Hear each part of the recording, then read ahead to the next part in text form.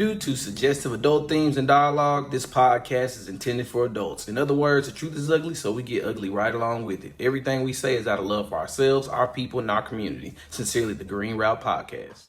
And stop the damn dancing! Act like you got some goddamn sense, people!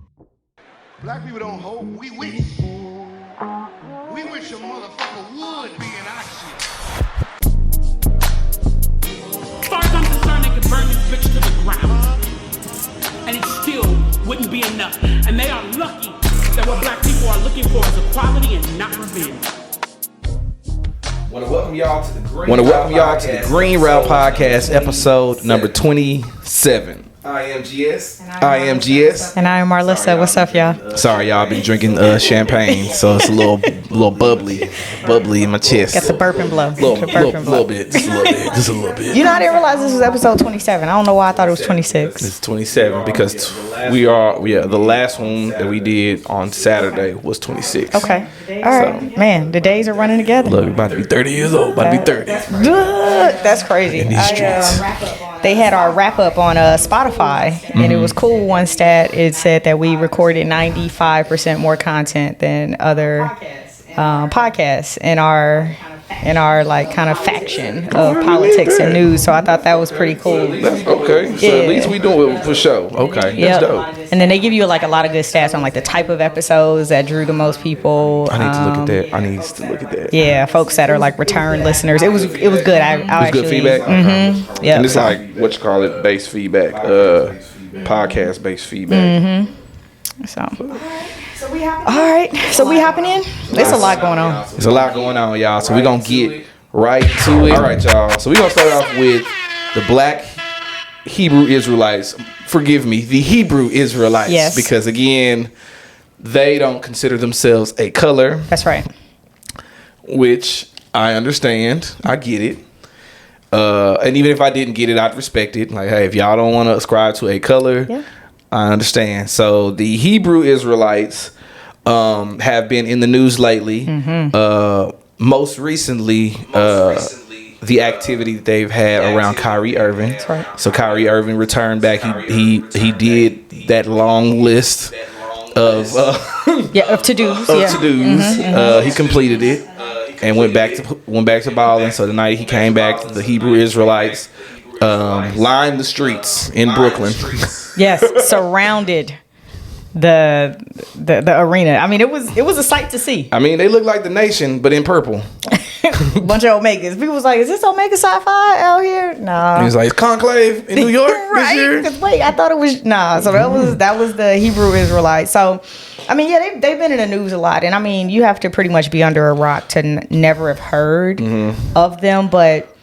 What I appreciate now is the conversation as to where this group came from and their doctrine and what they believe. And so I had spoken to some members of the Hebrew Israelite movement years ago and just kind of heard them out and, decided like, oh, it's not for me. Right. And specifically for me as a black woman because of a lot of the rhetoric around the place of women and, how we are. It reminded me a lot of the church I grew up in where a lot of it was about control of women in particular. Yeah. And so for me, it just wasn't my thing. But I do think it's important for folks to at least understand what they believe, because right. I do think that then a lot of the stuff we see in the news, you can pinpoint like, oh, well, this is part of their doctrine. This is why they say those things.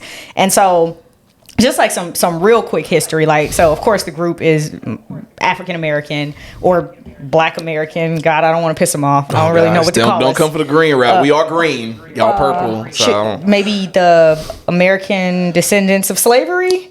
Maybe that. A lot of them were born here in America. Okay. I'll say that. So ADOS maybe. Potentially, yes. Okay. So maybe that's how we'll say. So they believe that they are the descendants of ancient Israelites. So there's a bunch of subgroups. We were actually just watching a video, and a lot of them believe that natives and Latin Americans are also part of this spread and kind of scattered right. Version of the Israelites. So the teachings, like, to me, y'all, it sounds a lot like a combination of Christianity. Freemasonry is a big thing there. And then like the New Thought movement that we saw come about, I believe it was like in the 70s. And so it's a combination. But I think my biggest issue is that it almost feels performative more than anything else. Like I posed a question this week, like, hey, okay, I love to see black men on the front line. I love to see black unity. I'm going to always stand for that. Right. Always. But is there a greater motive? Is there a greater plan for the liberation of black people? Because it's cool to walk around chanting. Right. But is there like some type of true step by step, like, hey, we start our own schools. Right. We buy our land. We like, what's the long game?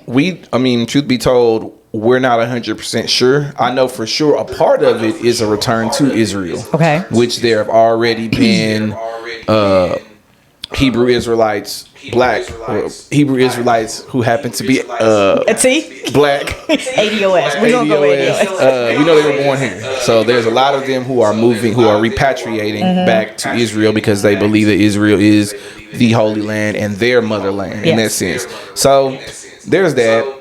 There's a lot of different sects of Hebrew Israelites, like Mel pointed out. I mean, there are some who believe that, you know, natives and Spanish people are also a part of it, but then there are some Hebrew Israelites that believe it's just black people. Yeah, and no one else can just be, us. which is where a lot of the anti-Semitism comes from. Right. Because now it's, oh, y'all ain't the real Jews. Like, that's us. And that's where a lot of that contrition, I don't know, comes from, right?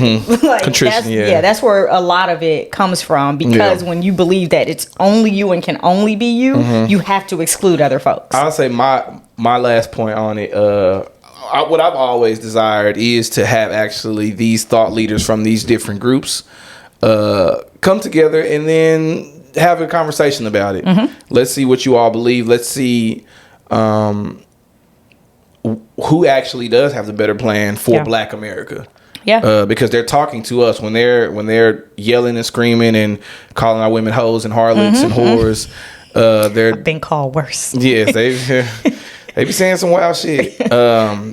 So yeah, I guess I'm just interested in seeing more of, you know, what are they doing that's working? What's working? What are y'all? I mean, I'm just interested. Do I agree or believe?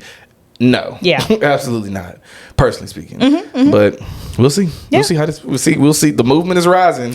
I want to see what their numbers are. I mean, they probably growing. I don't know. I think so. Oh, and one more point. I'm sorry. Before we get off this topic, there was it was a tweet that went viral, and it was the video of Kyrie, like a video of those Hebrew Israelites there, and the guy was basically saying, "This is the most dangerous group in America, even worse, even more dangerous than the Proud Boys and this and that." Oh yeah, and the tweet went viral. I'm talking like hundreds of thousands of likes. I'm like, first of all, a lot of y'all didn't even know Hebrew Israelites who were black existed That's right. Last year. So let's be clear here. So it's just one of those things where it's just like, if anything, they should be careful, because if they're under that radar, they're about to get targeted, and they've been called a terrorist organization already. Yeah, they're probably already being infiltrated. So they were even going as far as saying, like, because one person who identified as Hebrew Israelite had killed someone, and it was like, oh, they've killed more people than anyone in the last decade or some shit like that, and it was just like somebody debunked that easily. Just in the comments, but it just was like, y'all better be careful, because don't get me wrong, we're not really for y'all per se, but you gotta understand, if you're a black organization, that's right. Again, you don't call yourselves black, that's right, but you are a black organization, because most of y'all is us. Y'all gonna be targeted. So you're talking tens of thousands of mostly black men. Let's not forget where we at now, y'all. Let's not forget where we at. You're officially a gang. Yeah, let's not forget where we at. Family. Yeah, so yeah, I'll keep watching. I mean, I don't think they're going anywhere anytime soon, and I think you're right in that their movement, I believe, is growing, because even when I put that video up asking that question, I was amazed at how many people was just like, you know, they sound like they talking truth, and I'm like, oh man. Well, I mean, okay. Broke clock is gonna be right twice. At least twice. Next, this railroad strike. Yes. This is crazy. You made some good points. So we were watching a video about it earlier, and you was on it. So with the railroad strike, the main part for me has a lot to do with the fact that, you know, our president has considered himself a pro-labor That's right. person. And a part of his reason for not really siding with the wants and demands of the unions in this situation was because if this strike goes through, he was like, there are going to be millions of other people who will be affected. And I was like, that's the point of a strike. Disruption is supposed to get them what they want. Supposed to get what they want. They're doing this on purpose because they're not being treated well. Every news source that we were watching, and even just up until now that we were looking at, they all pointed out the fact that a lot of these railroad companies made record profits. All this money, and they can't even like give their workers sick days or a reasonable amount of sick days. And it's like, why are we still like this? It's for me. It's like, I guess corporate greed really is everywhere. That's kind of the part that kind of fucked me up, because I ain't gonna lie, I guess in the railroad system, I guess maybe I had this this very romanticized view of the rail system, only because I feel like it's been here. It's been a part of America since forever. Like the railroad system is how America is a big part of how America progressed from the east to the west. That's so it's like with one of the oldest, it's surprising, but it's not surprising that one of the oldest systems in America is guilty of corporate greed, even though they've had all this time to actually figure it out. Well, it started bad, right? Like, think about, I mean, you know, Lupe Fiasco told us, like, I'm gonna let the yellow man come over here and build these railroads for us. So it started corrupt, even in the way that they laid those tracks and how many Asians died, you know, like doing these crazy dangerous jobs to connect the east to the west, the north to the south. With these railroads and these tracks. Not to mention how much prison labor that probably went into expanding the railroad system. It's one of those things where it's a shame. Of course, Bernie Sanders is getting it right. The voice of reason, per the usual. He's the voice of reason in this, and it's like, when is it going to stop? Yeah, because the need for there's been, from what I've seen within the last few years, the call for unions in so many different industries. We got the railroad industry. Hell, we got Starbucks. We got teachers. Starbucks had to unionize. Starbucks had our baristas had to unionize. Folks who just making coffee at the crack of dawn had to unionize. Like, Amazon unionizing. Like and I think the other overall point about just the idea of unionizing is the fact that workers' rights aren't being protected, aren't being respected. And it's like, how are so many industries functioning like this?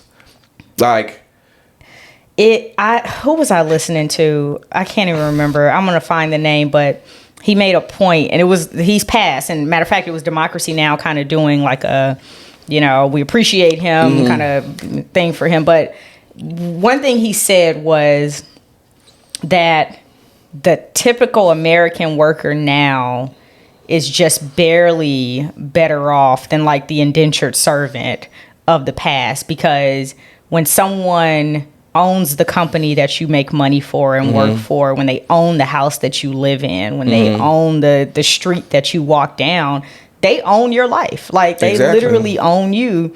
And I think that's really why these companies can get away with it, because we've been sold, hey, you know, 2 cars in the garage, the bright picket fence, go to college, get this debt. But then it puts us in this perpetual cycle of, well, now I got to work for somebody because I got all this shit that America told me to get. And it's a vicious cycle. And so and I didn't understand when I left corporate why so many people were like, how the hell did you get out? And I remember people asking me this question, like, I was in a prison and I had broken out. And I'm just like, what the hell? But then I started to think about it, and I'm like, oh, they're asking me, like, how are you paying your mortgage? How are you still driving around? How can you? Well, the idea of just working in, like, just period, in the terms of, like, from the corporate perspective, they want you to be dependent on these companies, on these jobs, on these institutions that really don't have your best interest in mind. And imagine having to depend on someone who doesn't have your best interest in mind. Yeah, it's a recipe for disaster. Yeah, and if you can pretty much assume like my workers don't have, where they gonna go? Exactly. Like, where are they gonna go? Yeah. It's like monopolizing a phone industry, right? Like if there's only one phone company, Right. where you gonna go? You gotta call your mama. Right. You gotta be able to like make phone. And where you gonna live? You gotta pay rent. You That's gotta it. pay for something. That's it. So when I make you dependent, when I pump into the system all the things that are going to make you dependent on this job, it's really easy to say, even if you quit this one of my homeboys that owns, the next spot over there, he's gonna get you. Yeah. And so yeah, it's insane, and I think that's why companies are able to get away with treating workers this way, because our country has made it to where a lot of us have no choice but to go back to that job because we got this crazy rent to pay, because we got this student loan, because our health care is crazy expensive, and my kid has asthma. Like the simple things that me and you may not have to worry about because we just got us, really. Yeah. But I think about people who have children and spouses, and I'm like, they can't make the decisions I make all the time. Can't. Yeah, so I actually do think that that's the reason why these companies have gotten away. And then we got away from labor unions too. So you look at that Shout a few decades ago. Reagan, Yep. I think, was it Reagan or Bush? One of them who put the last nail in the coffin for unions and caused them to just go down. So. Yep. So it was supposed to be labor unions were going away because there were laws in place to protect workers' rights. Yep, we're going to put that in quotes. And that's why a lot of the labor unions were like, oh, okay, well, there's this Worker Protection Act now. There's this Fair Pay Act. There's this.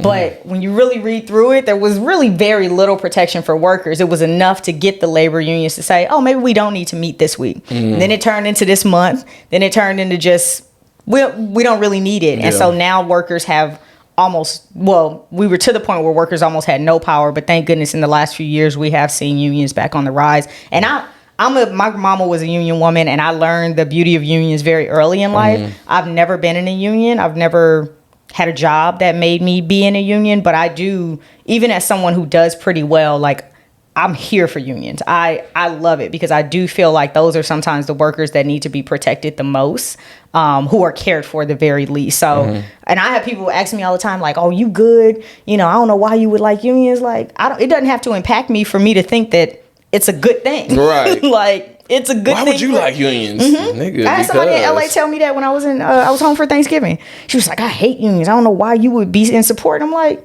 just because I'm not in a union doesn't mean that someone else doesn't need a union to ensure they get what they deserve. And why would you hate unions? The only people who really hate unions are the ones who benefit from people being divided. She's on the other side. Of course she is. Yep. Well, it didn't take long to realize I was like, okay, I see who you are. Oh, okay. Got it. They're asking for too much. All right, y'all. So basically the families, teachers, they are filing a class action lawsuit. I want to say it's against the Uvalde Police Department. Yeah, I believe the state of Texas was in there too, though. Let me look it up really Potentially, and quick. the state of Texas deserves to pay. You can use that border money, Abbott, that you just because you're more you're more worried about the quote unquote invasion than you are protecting children, or at least making sure that shooters or people are properly trained to address shooters. I don't know where you're falling short. Yeah. Abbott, but you're falling short either way. 100%. So the class action lawsuit is against the city of Uvalde, the school district, law enforcement agencies, and the individual officers that were present that day. So they're not just going after the organizations and the entities. They're going after the personnel, like the individuals. Go after for sure the one who gave. Hopefully he's in there. The one who actually gave them the orders to stand down and wait. I'd say if you really want to go for some officers, maybe the one who was on his phone while the shots were ringing out. He was waiting because a lot of those police officers are going to be like, well, I was following orders. So I'm not sure how those individual ones will go. But for sure they deserve to pay. He's on there. I think you're talking about the chief, Steve McGraw. Yeah. So he's on there. He's one of the highest ranked officers that's being sued. And they're saying that they're suing him in particular because he failed in the response of the shooting. So here for it. And one thing I thought about when I read this and I saw this, I hate that America has this idea that money can heal people's like emotional and mental and spiritual, like physical scars. Like we have this idea that, like, I remember reading this case study when I was in grad school. I think it was GM, if I'm not mistaken. But GM knew that there was an issue with this car. And if it got hit in the back, the car would blow up. Damn. But instead of recalling those cars, they were like, well, about how many are impacted. And they did like this whole study to see, oh, okay, well, it's only this X amount or X percentage. What's the cost of human life? Because they're going to die. They knew this. They were going to die. So I think they said like $100,000. Oh, X amount times $100,000 is actually cheaper to let these people die than it is to recall all the cars and fix it. And it was an ethics class. I was in business school. It was an ethics class, and I remember like the professor asking like, "Hey, what would you do?" And I'm like, "I'm recalling the cars. Right. I understand it costs more money, but money does not replace a human life. It just doesn't. But we have this thing where it's like, oh, Breonna Taylor's family can get $3 million." That baby is still gone. Right. Like she's still gone. Like I don't understand it. It's two parts to it. So there's of course the interchangeable aspect of money for life. Well, it's three. So it's just that idea, like, yeah, that's always been kind of weird. Like, yeah, someone has been negligent. Therefore, this family is owed money, and the money doesn't replace that. The other part about it is with what you're talking about specifically. A lot of these companies take that into consideration. I remember a story. There was a story that went out about one of the pharmaceutical companies. One of the ones that was in Joe Manchin's West Virginia. They were making all kinds of money with putting out the drugs that were getting people addicted. And a part of the conversations when they were getting everything together had to do with how much they would potentially be sued for. And they were like, well, if we only get sued for this amount, the amount of profits that we have will trump that. So we can absorb that. And truth be told, I want to say that's a big part of the discussion when people are putting out products 100%. And things that could potentially be harmful. How much of a lawsuit can we absorb and still make a profit? A lot of them, they take that into consideration. And I would imagine insurance companies have like some type of liability insurance that these companies can purchase. Yeah. And to make sure, like, hey, if you are ever sued, we got you covered for this amount. And so that really, in my opinion, just sets them up for more unethical behavior because, the insurance will take care of it if something goes wrong. Exactly. It's crazy. So, yeah, it's all about a profit, sadly. The almighty dollar. That's our God. That is our God. So, blessings again to the Uvalde families. I hate to hear that it's gone from, hey, we need policy change for guns and, these assault rifles to, all right, let's get some money out of it, and there's no policy change. And the sad part about it is when families do go for money, which I'm not mad at them going for money. Yeah. The sad part about it is the people who are responsible, they're not really the ones who feel the brunt of it. So we're all aware. Well, we're not all aware, but it's come out that the Army or the military in general, their enlistments. Sorry, it's the champagne. The recruiting is down by 2/3. Yeah. So their goal was, I think they said 60,000. They didn't make that. I think they fell short by 15 is what I saw. 15,000. Yes. Yeah. So they're trying different tactics. So talk about the Call of Duty. What are they doing with this? Yeah, so Gen Z, right? A lot of these babies are turning 18, and my niece is Gen Z. She's a senior, so this is the time that they start recruiting. In fact, I was at a high school in West Dallas a couple weeks ago, and they had like a career fair, and it amazed me that there were actually more tables for like Army, Air Force, Marines. I didn't see Space Force there. I guess they haven't opened up to West Dallas yet. It's not. But there were more tables there than like large kind of like Ivy League like universities. And so yeah, they're looking to recruit these kids. So this is actually really smart, but it's kind of evil at the same time. Very much so. So they know that Gen Z, like, they tend to be into gaming. Like, that's a big thing for them. And, you know, a lot of these kids are serious gamers. So Call of Duty, which is one of the biggest games that Gen Zers play, the Army is actually investing money to be able to recruit through the game. So they're using some of the biggest streamers who make like a ton of money already by like using Twitch and those platforms where people watch them play, and they'll pretty much insert ads and say, hey, have you ever thought about going to the Army? Have you ever? So they're literally using, and this is what got me about the article. They are using this to recruit Gen Z women, Blacks, and Latinos in particular. I thought that was really crazy. So it makes me wonder how the ads will sound, or the type of streamer that they'll... It's going to be in Spanish. Yeah, it makes me wonder, because the article literally said that, like, they were looking for those 3 demographics in particular through the Call of Duty ad campaign. It's the thing is, with Gen Zers, less of them are going to college and less of them are going to the military. And truth be told, a lot of older generations give them shit, give them slack, but it's like they're just not falling for the bullshit. They're not as religious. You're not seeing them as much in churches. That's right. Like, they're just really seeing a lot of the front for what it is.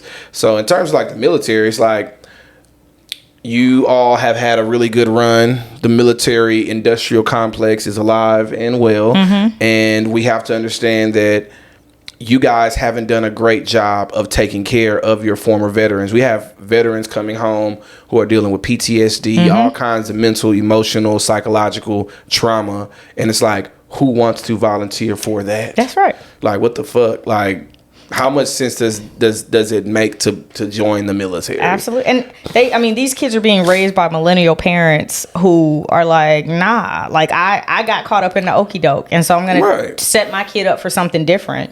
And so, yeah, like, I feel like I know people my age who have Gen Z and kids who are in a later generation, like, they're telling their kids the truth. Yeah. Like, that $100,000 you're going to take out in loans ain't worth it, kid. You have to understand that the thing is, like, this, a lot of that military recruitment strategy is like, a lot of it is based on patriotism, or was for many years. It was built on patriotism.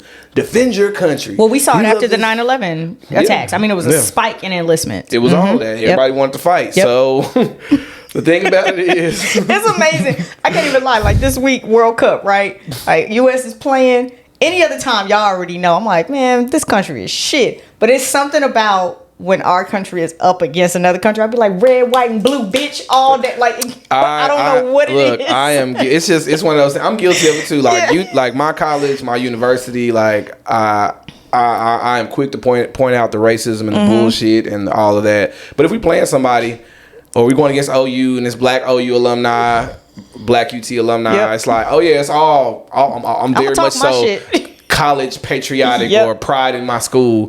But the overall point is, my kid's not going to UT. That's real. My kid's not going to UT. That's real. They're not. I'm not allowing their intellectual property to be consumed by UT unless some major changes happen. Yeah. And I feel like my child will be valued there. Same way with the military. My child isn't going to the military because they don't care about their veterans. Literally, we just had, I want to say a few months ago, John Stewart, who had to plead with Congress. That's right. To get them the Veterans Act. Exactly. To get them to pass the Veterans Act and get help for veterans who were developing these diseases because they were in Afghanistan just cleaning up the bullshit. Yes. Like, you couldn't even y'all are like, it's one of those things where it's like, how stupid do they think a lot of us are? And I guess that's probably why they target that 17, 18, 19-year-old age, because they just kind of feel like they don't know anything. But it's like, sorry, like, a lot of them are like, even if they don't know the full detail of it, the general understanding of the military is y'all full of shit. Yeah. And so, I mean, and you pulled up a video earlier. You know, we watched the sexual abuse. We watched the racial discrimination. And, you know, these kids are not blind to that. They see that they hear their friends talking about it. They hear their parents talking about it. And so, you know, for me, seeing Gen Z women being targeted by these ads, I'm like, what young woman do you know? There was the young Spanish lady. I'm gonna find her name. The young Spanish lady. Who like I said, we just watched a little bit of that video. Also, there was a sister, a black woman, who was in the military, who was killed, and they put acid on her genitalia and all kinds of stuff. And they didn't even. I think it was like a situation where they wouldn't even want. Like they tried to tell her family that she committed suicide. Yeah. Her name was, I think, well, the Spanish young lady was Vanessa Guillen.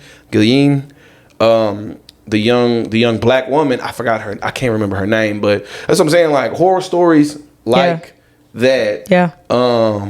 It's like, come on, like y'all just not taking care of y'all not taking care of your business. That's y'all are not doing right by. There are too many of these stories that are coming out to make anyone develop a positive idea about the military to want to be a part of it. So it's like not only the trauma, we have how y'all are treating your own service members. It's the history of military. It's the fact that we've been in these places and we didn't even have to be there. The war machines stay on 100. That's what I'm saying. So sorry, y'all. I'm not really sorry. No, but 100%. I'm glad these kids are saying hell no. We good. Oh, and then they mentioned, remember that only 20 some odd % even qualify because of the obesity problem and drug use. I said, come on, America. Setting America up for failure.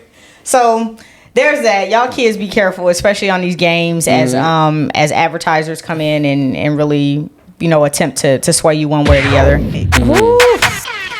So Kanye again, you know, yay. So he was on Alex Jones' podcast or show, and he had some good things to say about Hitler. He said that and let me go on and set the true premise for what he said. So he was talking about he loves everyone. He said, you know, doesn't matter. He said, I even love Nazis. And he said, you know, every human has something valuable to offer, which I actually do agree with. I do believe that every human is here for a reason. Like whether it's to teach me a lesson or to teach me, you know, how to love or whatever. So every human is here for a reason. And then he said, especially Hitler. And he went on to say that, you know, here's this guy who invented the microphone and the highway. And, you know, you mean to tell me that, you know, he doesn't have something valuable to give? Now, it was pointed out that there is a conspiracy. It has not been proven that the Nazis may have invented the microwave. And so Kanye may have been confused when he said microphone, but microwave. Either way, right. It's all physics. Maybe sure, but yeah. So I mean, for me, I'm a keep saying what I've been saying is that Kanye honestly just needs to go take care of himself. Like I think, yeah, you know, we can talk about his mental health issues. There is something there. So I think he needs to go take care of that. But even then, I don't want to stigmatize mental health issues because your morals and your ethics do not come from mental health. See, that's the part. Like I just from watching like everything that he's saying, I don't attribute to mental health. Not in that situation. I think that there he goes through manic swings. I think we've seen him go through mania for sure. In those instances. Those emotional rants when he talked about how he almost, you know, had an abortion for his eldest, for his first daughter, all of that. But then again, like that is an emotional thing to discuss. So that's what I'm saying. Like my perspective, I just think he's been indoctrinated. Like, you know how like we all have family members, either family members or we know people who have delved so deep into these conspiracies that this is just what they believe. And it's like they delve into those conspiracies and then they get connected to the people who are spewing those things, because one thing always leads you to another thing that goes a little deeper down into it. So him talking about Hitler, like all this shit is heard. He heard this shit. Do I think he actually did the research? Hell no. Did he actually do the research on what Hitler did and what he invented and this and that? Because if he actually, that's why I'm not chalking it up to mental health, but it's just more indoctrination. He's allowing himself to be indoctrinated, these views, and truth be told, a lot of the basis of it is Christianity. And truth be told, Christianity, for the people who are really on that hard right side, it's like, come on, like if you're on that hard right side, you're a hard right Christian, you're inclined to believe a lot of shit, i.e. Jewish space lasers. You're inclined to believe all kinds of things. Now, is there evil in the world? Absolutely. Are some of them pointing out certain things that I think are factual, especially concerning black people? Candace Owens is good at pointing out facts that are facts concerning black people. But again, it's like, how can you all point out these facts concerning black people and be spot on, but yet you support Trump? You're talking about Hitler. You're talking about folks who you're touting folks who really who never gave a shit about black people, who don't care about black people. So it's just like, y'all are, if anything, for sure confusing. But again, for me, I think it's just more indoctrination. He's indoctrinated, and that's just kind of where he is right now.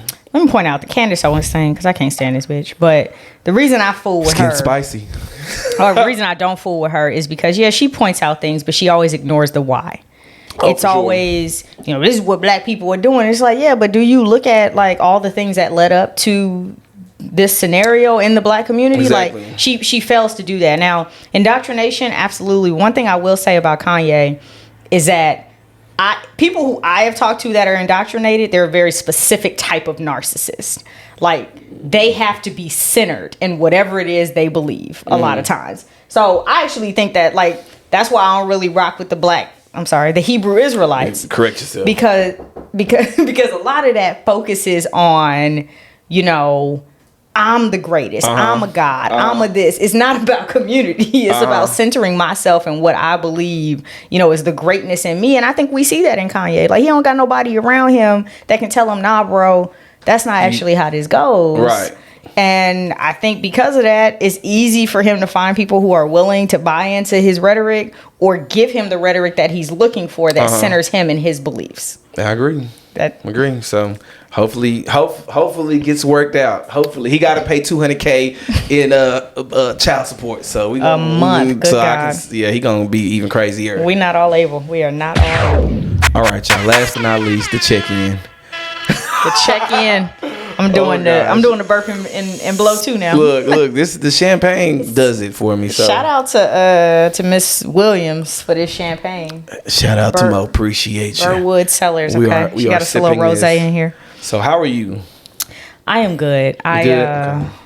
Yeah, I had a moment the other day. You know how you start making life decisions when you're in the shower? You got to be careful with them showers. It's like taking a long run. Like, that's why I don't really like running distance, because you got too much time to. So, yeah, I was in there and I was just like, you know what?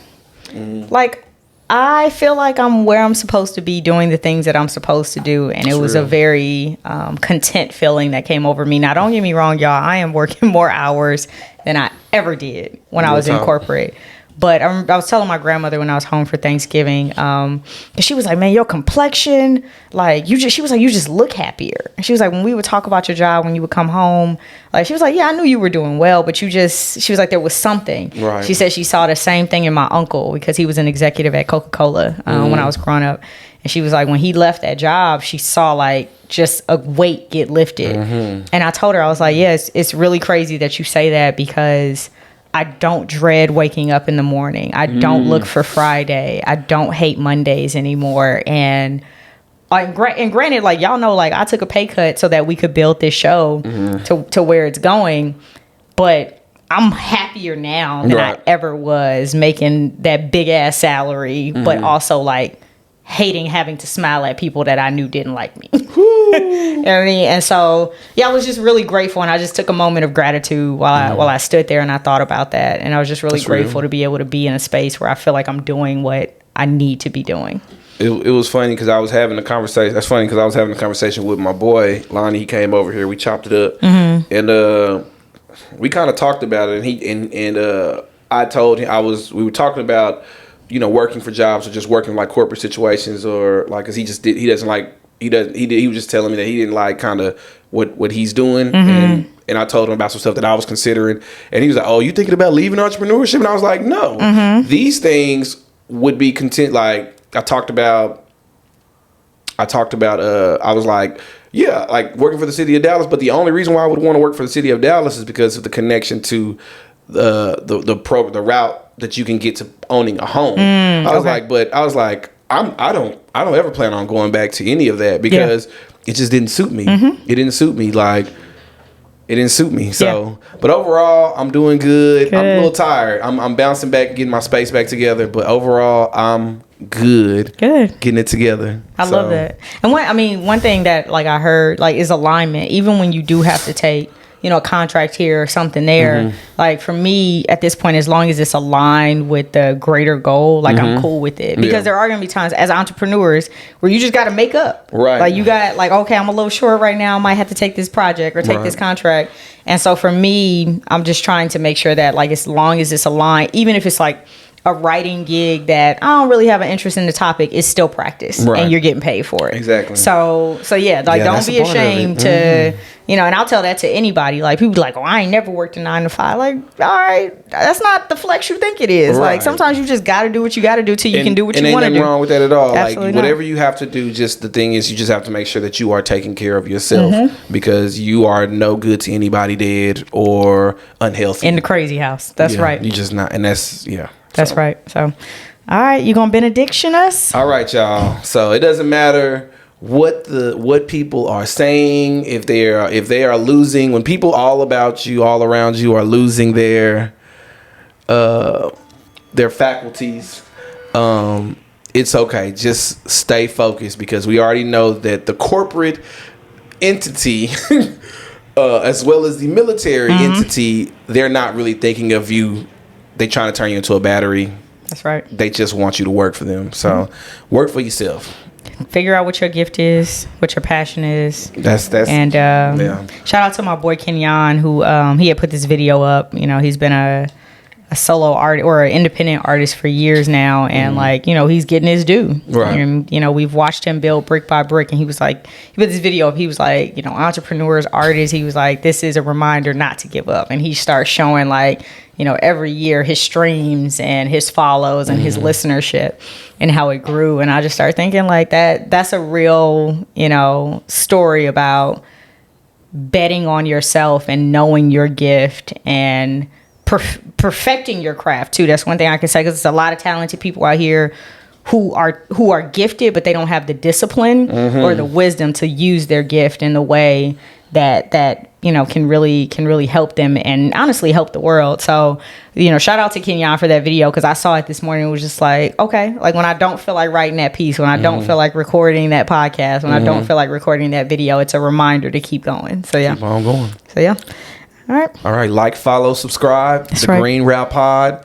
Catch us streaming app near you. Yeah, and we live on YouTube now, y'all. So go follow the YouTube page. Follow it. Episodes are up. We got 3 parts per episode, and then of course we got segments. So every video will either be a part of an episode or an actual topic. So we split it up so y'all can have bite-sized pieces. So yeah, share with your friends. Let's do it. Cool. All right. Peace, y'all. Later.